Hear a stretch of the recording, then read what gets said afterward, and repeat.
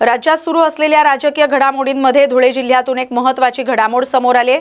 शिवसेना ठाकरे गटाच्या उपनेत्या तसंच उत्तर महाराष्ट्र महिला आघाडीच्या संपर्क प्रमुख शुभांगी पाटील मुंबईत मुख्यमंत्री एकनाथ शिंदे यांच्या उपस्थितीत शिवसेनेत जाहीर प्रवेश करणार आहेत।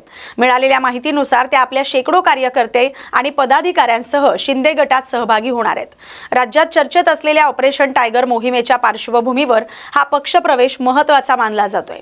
उत्तर महाराष्ट्रातील राजकीय समीकरणांवर त्याचा परिणाम होण्याची शक्यता व्यक्त केली जाते।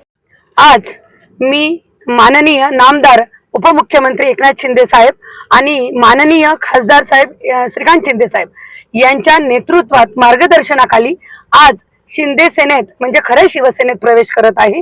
कारण की माझ्या शिक्षक पदवीधर यांचं हित बघितल्यास आणि माझ्या मोठी संघटना पण आहे, अनेकांच्या चर्चा झाल्या की ताई एकनाथ शिंदे साहेबांनी अनेक कामं केलेले आहेत, आपले शिक्षक पदवीधरांचे हजारो कामं त्यांच्या माध्यमाने होतील, म्हणून आपण आपल्या कार्यकर्त्यांच्या आग्रहाखातीर तरी शिंदे सेनेत शिवसेनेत यावं आणि जावं म्हणून मला सगळ्यांनी आग्रह केला।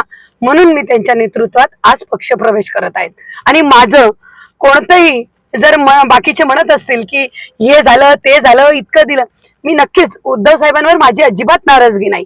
बाकीचे म्हणतात की मातोश्रीवर इथे वेळ मिळत नाही ते मिळत नाही, पण उद्धव साहेबांनी एक लहान बहीण म्हणून माझ्यावर सदैव त्याचप्रमाणे विश्वास ठेवलेला आहे। आणि मी त्या परीने उत्तर महाराष्ट्रात नव्हे तर महाराष्ट्रात त्याच परीने उद्धव साहेबांची शिवसेना वाढवण्याचं काम फार मोठ्या प्रमाणावर केलेलं आहे।